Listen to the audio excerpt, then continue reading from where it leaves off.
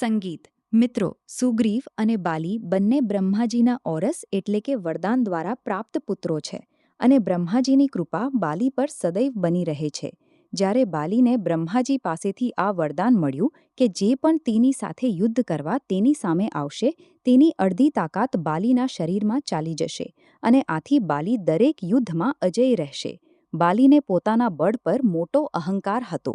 તેનો અહંકાર ત્યારે વધુ વધી ગયો જ્યારે તેણે લગભગ 3 લોકો પર વિજય મેળવી ચૂકેલા રાવણ સાથે યુદ્ધ કર્યું અને રાવણને પોતાની પૂંછથી બાંધીને 6 મહિના સુધી આખી દુનિયા ફરાવી. રાવણ જેવા યોદ્ધાને આ રીતે હરાવીને બાલીના અહંકારની કોઈ સીમા ન રહી. હવે તે પોતાને સંસારનો સૌથી મોટો યોદ્ધા સમજવા લાગ્યો હતો અને આ જ તેની સૌથી મોટી ભૂલ થઈ. પોતાની તાકાતના મદમાં ચૂર થઈને એક દિવસ એક જંગલમાં વૃક્ષો છોડોને તીણકાની જેમ ઉખાડી નાખી રહ્યો હતો, લીલાછમ વૃક્ષોને તહસ-નહસ કરી રહ્યો હતો, અમૃત સમાન જળના સરોવરને માટીથી મિલાવીને કાદવ કરી રહ્યો હતો. એક રીતે પોતાની તાકાતના નશામાં બાલી આખું જંગલ ઉજાડી નાખવા માંગતો હતો અને વારંવાર પોતાની સાથે યુદ્ધ કરવાની ચેતવણી આપી રહ્યો હતો. છે કોઈ જે બાલી સાથે યુદ્ધ કરવાની હિંમત રાખતો હોય? છે કોઈ જેણે પોતાની માનું દૂધ પીધું હોય જે બાલી સાથે યુદ્ધ કરીને બાલીને હરાવી દે? આવી ગર્જના કરતા બાલી તે જંગલને તહસ-નહસ કરી રહ્યો હતો. સંયોગવશ તે જ જંગલની વચ્ચે હનુમાનજી રામ નામનો જાપ કરતા તપસ્યામાં બેઠા હતા. બાલીની આ હરકતથી હનુમાનજીને રામ નામનો જપ કરવામાં વિઘ્ન પડવા લાગ્યું હતું અને હનુમાનજી બાલીની સામે જઈને બોલ્યા, હે વીરોના વીર, હે બ્રહ્માશ, હે રાજકુમાર બાલી. ત્યારે બાલી કિષ્કિંધાના યુવરાજ હતા. શા માટે આ શાંત જંગલને પોતાના બળની બલી આપી રહ્યા છો? લીલાંછમ વૃક્ષોને ઉખાડી નાખી રહ્યા છો? ફળોથી લદેલા વૃક્ષોને મસરી નાખી રહ્યા છો? અમૃત સમાન સરોવરને દૂષિત મલિન માટીથી મિલાવીને તેને નષ્ટ કરી રહ્યા છો? આનાથી તમને શું મળશે? તમારા ઓરસ પિતા બ્રહ્માના વરદાન સ્વરૂપ કોઈ તમને યુદ્ધમાં હરાવી શકતું નથી, કારણ કે જે કોઈ તમારી સાથે યુદ્ધ કરવા આવશે તેની અડધી શક્તિ તમારામાં સમાઈ જશે.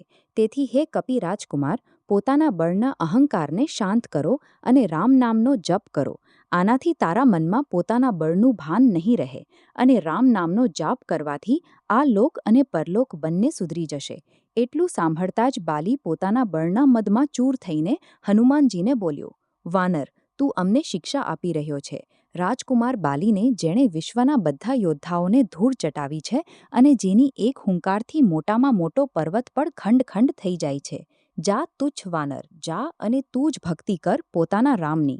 અને જે રામની તું વાત કરી રહ્યો છે તે કોણ છે? માત્ર તું જ જાણે છે રામ વિશે. મેં તો આજ સુધી કોઈના મોંથી આ નામ સાંભળ્યું નથી અને તું મને રામ નામ જપવાની શિક્ષા આપી રહ્યો છે. હનુમાનજીએ કહ્યું, પ્રભુ શ્રીરામ ત્રણેય લોકના સ્વામી છે. તેમની મહિમા અપરંપાર છે. તે એ સાગર છે જેની એક બૂંદ પણ જેને મળી જાય તે ભવસાગરને પાર કરી જાય. બાલી બોલ્યો, કેટલું મહાન છે રામ તો ભલે, જરા હું પણ તો જોઉં કેટલું બળ છે તેની ભુજાઓમાં. બાલીના ભગવાન રામ વિરુદ્ધ આવા કટુ વચનો હનુમાનજીને ક્રોધ દિલાવવા માટે પર્યાપ્ત હતા. હનુમાનજીએ કહ્યું, એ બળના મદમાં ચૂર બાલી, તું શું પ્રભુ રામને યુદ્ધમાં હરાવશે? પહેલા તેમના આ તુચ્છ સેવકને યુદ્ધમાં હરાવીને બતાવ. બાલી બોલ્યો, તો ઠીક છે, કાલે નગરની વચ્ચોવચ્ચ તારું અને મારું યુદ્ધ થશે. હનુમાનજીએ બાલીની વાત માની લીધી. બાલીએ નગરમાં જઈને ઘોષણા કરાવી દીધી કે કાલે નગરની વચ્ચે હનુમાન અને બાલીનું યુદ્ધ થશે. આગલે દિવસે નક્કી સમયે જ્યારે હનુમાનજી બાલી સાથે યુદ્ધ કરવા પોતાના ઘરથી નીકળવાના હતા ત્યારે તેમની સામે બ્રહ્માજી પ્રગટ થયા. હનુમાનજીએ બ્રહ્માજીને પ્રણામ કર્યા અને બોલ્યા, હે જગત પિતા, આજે મારા જેવા એક વાનરના ઘરે તમારા પધારવાનું કારણ અવશ્ય જ કંઈક વિશેષ હશે. બ્રહ્માજી બોલ્યા, અંજની સુત, હે શિવાંશ, હે પવનપુત્ર, હે રામભક્ત હનુમાન, મારા પુત્ર બાલીને તેની ઉદ્દંડતા માટે ક્ષમા કરી દો અને યુદ્ધ માટે ન જાઓ. હનુમાનજીએ કહ્યું, હે પ્રભુ, બાલીએ મારા વિશે કહ્યું હોત તો હું તેને ક્ષમા કરી દેત, પરંતુ તેણે મારા આરાધ્ય શ્રી રામ વિશે કહ્યું છે જેને હું સહન કરી શકતો નથી. બાલીએ મને યુદ્ધની પડકાર આપી છે જેને મારે સ્વીકારવી જ પડશે. અન્યથા આખા વિશ્વમાં આ વાત કહેવાશે કે હનુમાન કાયર છે, જે લલકાર પર યુદ્ધ કરવા માટે તેથી નથી જતો, કારણ કે એક બળવાન યોદ્ધા તેને લલકારી રહ્યો છે. બધું વિચારીને બ્રહ્માજીએ કહ્યું, ઠીક છે હનુમાનજી, પરંતુ તમે પોતાની સાથે પોતાની સમસ્ત શક્તિઓને સાથે ન લઈ જઈને માત્ર 10મો ભાગનું બળ લઈને જાઓ. બાકીનું બળ યોગ દ્વારા પોતાના આરાધ્યના ચરણોમાં રાખી દો અને યુદ્ધથી પાછા આવ્યા પછી ફરીથી તેને ગ્રહણ કરી લો. હનુમાનજીએ બ્રહ્માજીનું માન રાખતા એવું જ કર્યું અને બાલી સાથે યુદ્ધ કરવા ઘરથી નીકળી ગયા. બાલીએ નગરની વચ્ચે એક જગ્યાને અખાડામાં બદલી દીધું હતું અને હનુમાનજી સાથે યુદ્ધ કરવા માટે વ્યાકુળ થઈને વારંવાર હનુમાનજીને લલકારી રહ્યો હતો.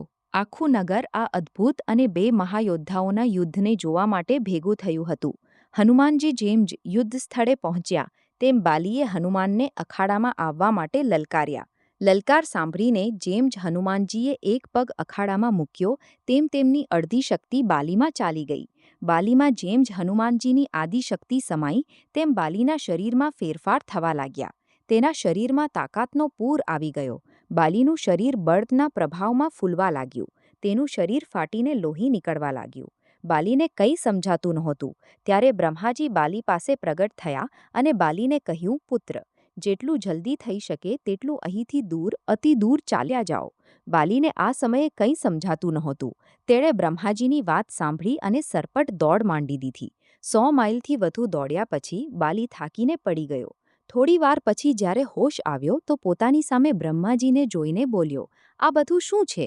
હનુમાન સાથે યુદ્ધ કરતા પહેલાં મારું શરીર ફાટવાની હદ સુધી ફૂલવું, પછી તમારું ત્યાં અચાનક આવવું અને એમ કહેવું કે ત્યાંથી જેટલું દૂર થઈ શકે તેટલું ચાલ્યા જાઓ. મને કંઈ સમજાયું નહીં. બ્રહ્માજી બોલ્યા, પુત્ર, જ્યારે તારી સામે હનુમાનજી આવ્યા ત્યારે તેમનું અડધું બળ તારામાં સમાઈ ગયું. ત્યારે તને કેવું લાગ્યું? બાલી બોલ્યો, મને એવું લાગ્યું કે મારા શરીરમાં શક્તિનો સાગર મોજા લઈ રહ્યો છે. એવું લાગ્યું કે આ સમગ્ર સંસારમાં મારા તેજનો સામનો કોઈ કરી શકે નહીં. પરંતુ સાથે સાથે એવું પણ લાગી રહ્યું હતું કે મારું શરીર હમણાં જ ફાટી પડશે. બ્રહ્માજી બોલ્યા, હે બાલી, મેં હનુમાનજીને તેમના બળનો માત્ર 10મો ભાગ જ લઈને તારી સાથે યુદ્ધ કરવા કહ્યું હતું. પરંતુ તું તો તેમના 10મા ભાગના અડધા બળને પણ સંભાળી શક્યો નહીં. વિચાર, જો હનુમાનજી પોતાના સમગ્ર બળ સાથે તારી સાથે યુદ્ધ કરવા આવ્યા હોત તો તેમના અડધા બળથી તું તે જ સમયે ફાટી ગયો હોત જ્યારે તે તારી સાથે યુદ્ધ કરવા ઘરથી નીકળ્યા હોત. એટલું સાંભળીને બાલી પરસેવે લથબથ થઈ ગયો અને થોડીવાર વિચારીને બોલ્યો, પ્રભુ, જો હનુમાનજી પાસે આટલી શક્તિઓ છે તો તે તેનો ઉપયોગ ક્યાં કરશે? બ્રહ્માજીએ કહ્યું, હનુમાનજી ક્યારેય પણ પોતાના પૂરા બળનો પ્રયોગ નહીં કરી શકે, કારણ કે આ આખી સૃષ્ટિ પણ તેમના બળના 10મા ભાગને સહન કરી શકતી નથી. આ સાંભળીને બાલીએ ત્યાંથી જ હનુમાનજીને દંડવત પ્રણામ કર્યા અને બોલ્યો, જે હનુમાનજી, જેમની પાસે અથાગ બળ હોવા છતાં શાંત રહીને રામ ભજન ગાતા રહે છે, અને એક હું છું જે તેમના એક વાળ જેટલો પણ નથી અને તેમને લલકારી રહ્યો હતો, મને ક્ષમા કરો. આત્મજ્ઞાનથી ભરપૂર થઈને બાલીએ રામ ભગવાનનો તપ કર્યું અને પોતાના મોક્ષનો માર્ગ તેમની પાસેથી જ પ્રાપ્ત કર્યો. બોલો જય શ્રી રામ. તો મિત્રો, તમને આ કથા જો સારી લાગી હોય તો લાઈક કરીને શેર કરો અને આવી જ કથાઓ સાંભળવા માટે અમારા ચેનલને સબસ્ક્રાઇબ કરી લો. ધન્યવાદ.